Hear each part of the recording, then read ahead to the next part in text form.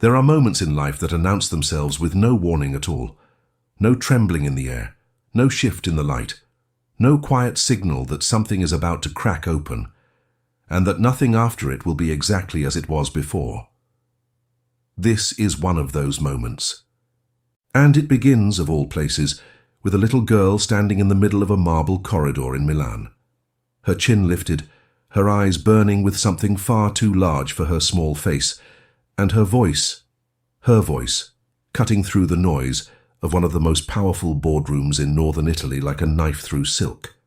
"Did you just call my grandma fat and ugly?" She said it out loud, in front of everyone.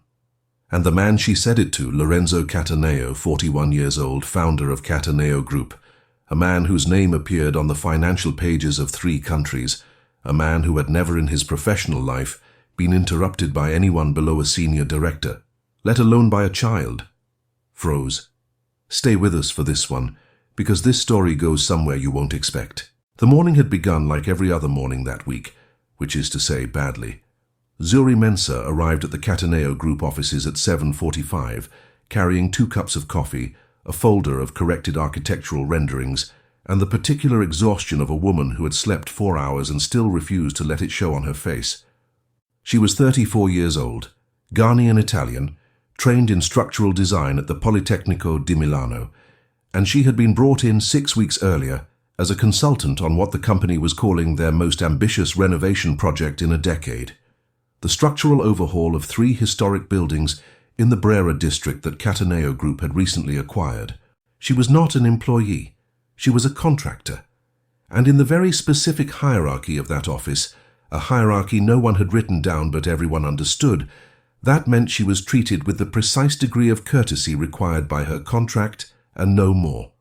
Desks were not offered. Her name was occasionally mispronounced by people who had no trouble pronouncing far more complex Italian surnames. Her suggestions in meetings were sometimes absorbed into the conversation without attribution, surfacing minutes later in the mouth of someone more senior, as though the idea had originated there. She had learned to document everything. What kept her there, past the small slights and the careful indifferences, was the work itself. These 3 buildings were extraordinary. They had survived the Second World War, 2 floods, and a century of Milanese ambition. The bones of them were extraordinary. Vaulted ceilings, original terrazzo floors, iron frameworks that predated modern engineering codes, but had somehow outlasted buildings built decades later. To work on them was a privilege that Zuri felt in her chest each morning when she opened the drawings. She was not going to walk away from that. She also was not going to pretend that the 6 weeks had been easy. The hardest part was not the work. The work was demanding but manageable. The hardest part was Lorenzo Cattaneo himself, not because he was overtly cruel, but because he operated at a frequency that made other people feel like background noise. He was precise, fast, and almost constitutionally incapable of patience. He gave feedback in the form of single words: wrong, redone, insufficient. He ran meetings that started exactly on time and ended the moment he decided they had produced enough value. He did not ask how people were doing. He did not make small talk. He was not unkind, so much as he was simply absent from any conversation that did not serve an immediate purpose. Zuri had met men like him before. She had learned that the only effective strategy was to be undeniably excellent and to refuse, quietly, but completely, to shrink. That morning, she had something important to show him. A revised load-bearing analysis for the central building, the one on Via Pontaccio, that resolved a structural conflict his lead engineer had flagged 3 weeks earlier and which had been sitting unresolved, quietly threatening the entire project timeline. She had found the solution at 2 in the morning, cross-referencing historical building data with a soil composition study she had requested independently, and she was certain it was correct. She needed 15 minutes of his time. His assistant, a young man named Giacomo who wore his anxiety like a second suit, had told her, apologetically, that Signor Cattaneo's schedule was full until the afternoon. She said she would wait. She waited. At 11:20, something happened that Zuri had not planned for. Her phone rang. It was her mother calling from Accra, and her voice had that particular careful quality that meant she was delivering news she had rehearsed. The news was this: Zuri's grandmother, Nana Ama, 78 years old, who had come to visit from Accra 2 weeks earlier and was staying at Zuri's apartment in Navigli, had fallen that morning. Not seriously. A twisted ankle, a bruised hip, nothing broken. But she was shaken, and she was asking for Zuri, and Zuri's mother had called the neighbor who had a spare key, and the neighbor had helped Nana Ama get settled, but Zuri needed to know. Zuri thanked her mother, hung up, and sat for a moment with her hands very still in her lap. Then she called Nana Ama directly. Her grandmother's voice came through the phone warm and slightly irritated. Irritated at herself, not at Zuri, because Nana Ama was the kind of woman who treated her own pain as an inconvenience she had no patience for. She said she was fine. She said the ankle was nothing. She said Zuri was not to leave work.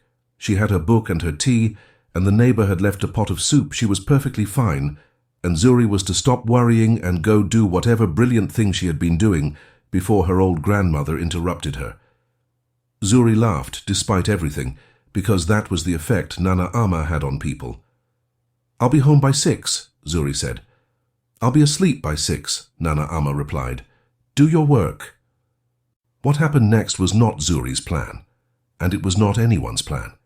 And it was the kind of thing that later, when Zuri thought about it, she could only explain as the particular logic of a child who has not yet been taught to be afraid of powerful men.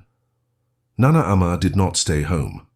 At approximately 12:45, Zuri would piece this together later from 3 different accounts, Nana Ama had decided that she was hungry, that the soup the neighbor had left was not the kind of soup she wanted, and that what she wanted was the small Ghanaian restaurant on Via Bergognone that she and Zuri had visited the previous Saturday.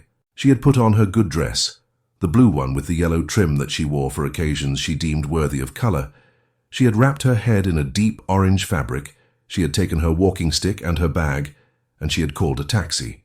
The taxi driver, a gentleman named Fabrizio, who would later describe the journey to his wife as the most interesting conversation I have had in 20 years of driving, had asked if she was sure she wanted to go alone, given the walking stick. Nana Ama had looked at him with the expression of a woman who has crossed an ocean, raised 4 children, buried a husband, and survived 78 Ghanaian summers, and said, "Young man, I have been going places alone since before your parents met." Fabrizio had driven her to Via Bergognone. What Nana Ama had not known, and what Zuri had not known, was that Via Bergognone was currently hosting a street closure due to a water main issue, and that the small Ghanaian restaurant was temporarily unreachable on foot from the point where Fabrizio had dropped her. She had walked, slowly with the stick, through the detour, and had somehow ended up on a side street adjacent to the Cataneo Group building, where a cluster of outdoor tables from a nearby cafe had been set up for lunch. She had sat down at one of those tables. She had ordered coffee. She had opened her book. This is where the afternoon begins to turn. Inside the building, at 12:55, Lorenzo Cataneo had emerged from a meeting and walked to the glass wall that looked out onto the small outdoor terrace and the street beyond. He was on his phone. He was speaking in a tone that his team had learned to identify as the tone that means the other person has made an error that Lorenzo is currently calculating the cost of. His lead architect, Valentina Greco, was standing 3 feet away, pretending to review documents. Lorenzo looked out at the street. He noticed the outdoor tables. He noticed at one of them an elderly woman in a blue dress with a bright orange head wrap, sitting very upright, reading a book, apparently entirely unbothered by the fact that she was taking up a table at a cafe adjacent to a building that his team was trying to clear for a client site visit at 1:30. What he said, and this is where everything that comes next originates, what he said was not directed at the woman. It was directed, half absent-mindedly, into the phone, while also gesturing toward the window so that Valentina and the 2 other people in the room could see what he was referring to. What he said was, in Italian roughly translated, "There's some large, oddly dressed woman sitting outside who's going to be in the frame of every photograph we take for the next hour. Can someone move her along?" He said it without stopping to think, which was, in retrospect, the mistake. He did not know that the door to his office was open. He did not know that Zuri Mensah had, in that exact moment, been given permission by Giacomo to go in and wait for him, that she was standing just inside the doorway, folder in hand, having heard every word.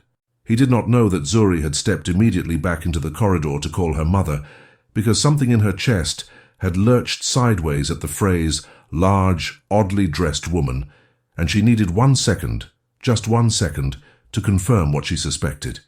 He did not know that at that precise moment, coming off the elevator at the end of the corridor, there was a small person. Her name was Adwoa. She was 8 years old.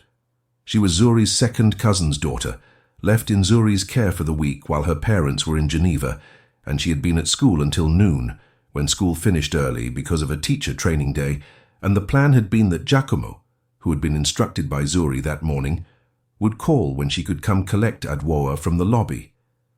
Giacomo had called at 12:30. Zuri, deep in the revised drawings, had asked if Adwoa could wait downstairs for 30 minutes. Giacomo had said of course. But Adwoa had apparently asked the security guard if she could use the bathroom, and the security guard had let her through, and she had, with the navigational confidence of a child who is curious about the world and afraid of very little in it, found the elevator, pressed the button for the floor she remembered from when she had visited Zuri 2 days earlier, and walked down the corridor. She was wearing her school uniform, dark blue, with one sock slightly lower than the other. She was carrying her backpack. She had 2 braids with yellow beads at the ends. She heard through the open door, because children hear things. They hear the specific weight of words even when they don't understand all of them. She heard Lorenzo's voice, and she heard the word large, and she heard oddly dressed. And she turned to look at where Zuri was standing, and she saw Zuri's face, and she understood something without being told what it was. Then she looked through the glass wall, at the outdoor table, at the woman in the blue dress and the orange wrap. She knew that wrap. She had held it that morning when Nana Ama had let her touch the fabric. Adwoa walked into the office. Lorenzo was still on the phone. He registered movement at the periphery of his vision, a child inexplicably standing in his office, and he turned, frowning mid-sentence. He said into the phone, "1 moment." He looked at Adwoa. Adwoa looked at him, and then she said it. "Did you just call my grandma fat and ugly?" The room did a thing that rooms rarely do. It went completely, unanimously silent. Lorenzo's assistant, who had followed Adwoa in and was now standing in the doorway with an expression of pure professional horror, did not speak. Valentina Greco did not speak. The 2 other people in the room did not speak. The voice on the phone, still technically connected, went quiet, as though it too understood that something had shifted. Lorenzo Cattaneo stood with his phone held loosely in his hand, and for the first time in a very long time, he had no immediate response. Adwoa was not finished. "She's not fat. She's strong. And she's not oddly dressed. She's beautiful. My grandma always wears colors because she says colors are how you tell the world you're still here." She paused. She adjusted her backpack strap. "You should apologize." It is difficult to overstate what those words did in that room. This is the moment Zuri walked in. She had heard everything. She had been standing in the corridor and she had heard everything, and she had been in that precise space between the professional calculation, "Stay quiet. This is your contract. This is your project," and the human one, that is someone who matters to you and she deserves better than this. And Adwoa had resolved it for her, not by doing anything Zuri would have instructed her to do, by doing the only thing a child who loves someone and has not yet learned to weigh the costs can do, by simply saying the true thing. Zuri walked in. She set her folder on the nearest surface. She looked at Lorenzo, and she did not perform calm. She was calm, actually calm, the kind that comes not from indifference but from having decided somewhere in the corridor that she was done performing anything for this room. "The woman outside is my grandmother," she said. "She's here visiting from Accra. She's 78 and she had a fall this morning, and she still got herself dressed and went looking for coffee because that's the kind of woman she is. She is not in anyone's way. She is sitting at a public table on a public street." She paused. "I am aware of the site visit at 1:30. My revised structural analysis, which I've been waiting since 8 this morning to show you, resolves the foundation conflict on Via Pontaccio. It will take 12 minutes to present. After that, I'll go make sure my grandmother is all right." and then I'll come back and finish my work." She picked up the folder. Adwoa beside her had not moved. She was still watching Lorenzo with the unblinking assessment of a child who has decided she is not impressed. Lorenzo was quiet for what felt to everyone in the room like a very long time. In reality, it was probably 6 seconds, but 6 seconds of silence from Lorenzo Cattaneo had a particular quality. It was the silence of a man whose operating speed had been interrupted, and who was being forced against his usual rhythms to actually stop and reckon with what was in front of him. What was in front of him was this: a woman who had done work he had not given her adequate time or credit for, standing with real composure in a room that had treated her as a background figure, next to a child who had said the truest things spoken in that office in weeks. And outside, through the glass, a woman in a blue dress and an orange wrap who was turning a page in her book with the serenity of someone who has nothing to prove to anyone. He ended the call. He looked at Zuri. Then, unexpectedly, briefly, he looked at Adwoa. He said in Italian, and then correcting himself in English, because Adwoa's expression made clear she was not following the Italian, "I said something I should not have said. It was thoughtless." He stopped. He seemed for a moment to be genuinely uncomfortable, which was not a thing his team had witnessed before. "I'm sorry." Adwoa considered this. She tilted her head slightly in the manner of a child evaluating sincerity. Then she said, "Okay." And then, because she was 8 and she had done what she came to do, she turned to Zuri and said, "Can I have a snack? I'm hungry." The tension in the room broke. It didn't shatter, and it simply released like a breath that had been held too long. Valentina Greco made a sound that was almost a laugh. Giacomo, in the doorway, pressed his lips together very hard. Lorenzo looked at the folder in Zuri's hands, and something in his face reorganized itself. Not warmth exactly, not immediately, but something that was adjacent to it, something like recognition. 12 minutes, he said. 12 minutes, Zuri confirmed. She presented the structural analysis. It took 11 minutes and 40 seconds, because Zuri Mensah did not waste words. She walked him through the load-bearing reallocation, the soil variance data, the historical stress mapping she had commissioned independently, and the revised timeline that the solution made possible. Lorenzo asked 4 questions, all of them precise, all of them the right questions, and she answered each one without hesitation. By the end of it, his lead engineer, who had joined mid-presentation via phone, was quiet for a moment and then said in Italian, "This is correct. This is exactly right." Lorenzo looked at the drawings for a moment. Then he looked at Zuri. "Why wasn't this presented 2 weeks ago?" he asked. "Because I requested the soil study 3 weeks ago, and it wasn't approved until last Tuesday," she said. "I submitted the request through Valentina." Valentina looked at the table. Lorenzo looked at Valentina. A separate conversation clearly needed to happen there, and Zuri was not part of it, and she did not need to be. "I'll have Giacomo adjust your access," Lorenzo said. "Direct requests go through him going forward, not through intermediaries." It was not an apology. It was something more practical than an apology. It was a structural change, which in Zuri's experience was rarer and more useful. She nodded. Adwoa, meanwhile, had found a bowl of wrapped mince on a side table near the window, and was working her way through a second one, watching the street below, with the focused contentment of a child whose main concerns had been resolved. Zuri gathered her things. She told Lorenzo she would send the full documentation by 4. He said he would review it before the end of day. She said good. He said, and here he paused, as though the word needed to be retrieved from somewhere it hadn't been used recently. "Thank you," she said. "You're welcome." She collected Adwoa. They walked down the corridor toward the elevator. Adwoa slipped her hand into Zuri's. They did not speak until the elevator doors closed. Then Adwoa said, "He said sorry." "He did," Zuri said. "Do you think he meant it?" Zuri thought about the 6 seconds of silence, about the specific discomfort on a face that was not used to discomfort, about the structural change, direct access, immediate, that had followed. "I think he's not used to being told when he's wrong," she said, "and I think being told by you specifically got through in a way it might not have otherwise." Adwoa seemed satisfied with this. The elevator reached the ground floor.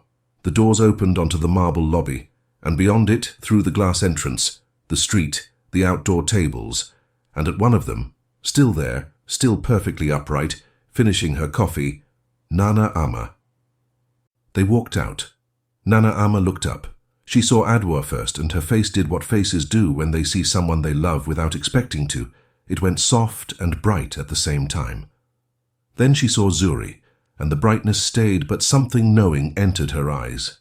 "You left work," Nana Ama said. "Lunch break," Zuri said. Nana Ama looked at her for a moment, the way she had always looked at Zuri, like she could see past the surface of whatever Zuri was presenting, straight to the actual interior. "Something happened," she said, not a question. Zuri sat down at the table. Adwoa climbed into the chair beside Nana Ama and immediately began describing the mint bowl with the enthusiasm of someone reporting a significant discovery. Zuri said quietly under Adwoa's narration, "Someone said something unkind about you, and Adwoa heard it, and she walked into his office and told him to apologize." Nana Ama was still for a moment. She looked at Adwoa, who was now demonstrating the exact size of the mint bowl using her hands. Then she looked at Zuri. "Did he?" she asked. "He did." Nana Ama made a small sound, something between a hum and a laugh. She reached out and straightened one of Adwoa's collar points with the automatic tenderness of a woman who has been adjusting small collars for 6 decades. "Good," she said. "That's how it should be." They sat together at the outdoor table for 40 minutes. Nana Ama ordered more coffee. Adwoa ordered a pastry and ate it with focused dedication.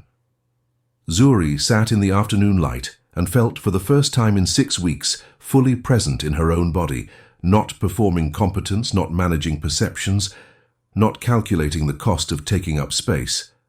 Just sitting, with the 2 people who between them contained more wisdom and more courage in their respective measures than most of the boardrooms she had ever worked in. She went back to the office at 2:15. The site visit had gone smoothly, according to Giacomo, who reported this with the slightly dazed expression of a man whose understanding of the day had been revised several times. The photographs had been taken, the client had been pleased, and apparently Lorenzo Cataneo had, during the walkthrough, told the client that the foundation resolution on Via Pontaccio had been the work of their structural consultant by name. Giacomo had not heard Lorenzo do this before for a consultant. He was not entirely sure what to make of it. Zuri sent the full documentation at 3:47. Lorenzo's response came at 5:10, 4 words and a confirmation of the revised timeline. The 4 words were, "Strong work, meeting tomorrow." She read it twice. Then she set her phone face down and went back to the drawings. That evening she and Adwoa and Nana Ama ate together at Zuri's apartment. Nana Ama had somehow, ankle and all, managed to cook a pot of groundnut soup from ingredients that Zuri could not account for having been in the kitchen that morning. The apartment smelled extraordinary. Adwoa set the table with the seriousness of someone performing a ceremonial function. They sat together around a table that was too small for 3 people and exactly the right size for the feeling in the room. At some point after the soup and during the fruit, Nana Ama looked at Adwoa and said, "Tell me again, you walked into his office?" "Yes," Adwoa said, "and he was on the phone." "Yes." "And you asked him if he had called me fat and ugly?" "Yes." Nana Ama was quiet for a moment. Then she said, "Good girl." And she said it with a particular gravity, the kind that meant she was not praising the boldness for its own sake. She was recognizing something in Adwoa that she wanted Adwoa to understand she had seen. The ability to look at power without flinching and say the true thing. The ability to love someone and act on it without calculating first whether it was safe. These were not small things. These were the kinds of things that, in Nana Ama's estimation, separated a life well lived from a life spent waiting for permission. Adwoa, for her part, accepted this with the modesty of a child who had simply done what had seemed obvious to her, which is perhaps the purest form of courage there is. Zuri washed the dishes. Nana Ama sat on the small balcony with her tea, watching the Navigli Canal below, where the last of the afternoon light was still touching the water. Adwoa fell asleep on the sofa with her school shoes still on. There are things that change quietly, not with a declaration, not with a formal turning point, but in the accumulation of small recognitions.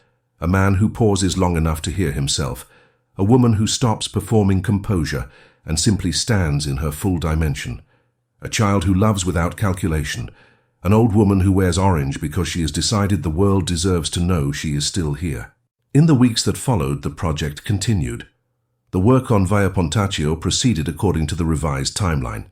Zuri's access was restructured as promised. Lorenzo still ran meetings that began exactly on time and ended when they had produced enough value. He still gave feedback in few words, but some of those words were different now, more specific, more considered, less performed. He had not transformed into a warm man. He was not built for warmth in the ambient sense. But there was something in the way he now looked at work being presented, at the work itself rather than past it, that was different. Valentina Greco came to Zuri's desk one morning with coffee and a slightly embarrassed expression, and said that the soil study delay had been an organizational failure, not an intentional one, and that she had told Lorenzo so. Zuri thanked her. They did not make it more than it was. They made it exactly what it was, a correction. On the last day of Nana Ama's visit, Zuri took her to the buildings on Via Pontaccio. They stood together inside the central one, the bare interior, the scaffolding still up, the light coming through the high windows in long, pale bars across the terrazzo floor. Nana Ama walked slowly with her stick, looking up at the vaulted ceiling. She touched one of the iron columns. She was quiet for a long time. Then she said, "This was here before either of us. It will be here after." Zuri thought about the drawings, the calculations, the weeks of invisible labor that had gone into making sure those walls would stand. She thought about how much of what holds the world together is never seen, is only present in the steadiness of things, in the fact that the ceiling does not fall, that the floor does not give, that what was built to last actually does. "Yes," she said, "it will." They took the taxi back to the apartment. Nana Ama's suitcase was already by the door. Adwoa was already crying, with the whole-body sincerity of a child who does not know yet how to pretend she is fine when she is not. Nana Ama held her for a long time and said things in Twi that Zuri could only partially follow, but understood entirely. At the airport, before she went through security, Nana Ama turned to Zuri and held her face in both hands. She looked at her for a moment without speaking. Then she said, "You stayed." Zuri knew she did not mean at the job. "Yes," she said. Nana Ama nodded. She kissed her forehead. She walked through the gate with her stick and her bag and her blue dress and her head wrap, a different one today, deep green. And she did not look back, not because she didn't care, but because she was a woman who had always moved forward, who had always trusted that the people she loved were capable of standing on their own, and that sometimes the greatest act of love is simply the confidence that they can. Zuri stood at the gate for a moment after the door closed. Then she put on her coat and walked back through the terminal to the exit. She had a meeting at 9. If this story stayed with you, if Adwoa's 8 words hit something real, if Nana Ama in her orange wrap reminded you of someone you love and do not tell enough, then this channel is where you belong. Subscribe, because the stories we tell here are exactly this, the ones about people who hold their ground, who love without calculating the cost, and who change things not by being loud, but by being true. Leave a comment telling us about the person in your life who taught you that colors are how you tell the world you're still here. We read everyone, and we'll see you in the next story.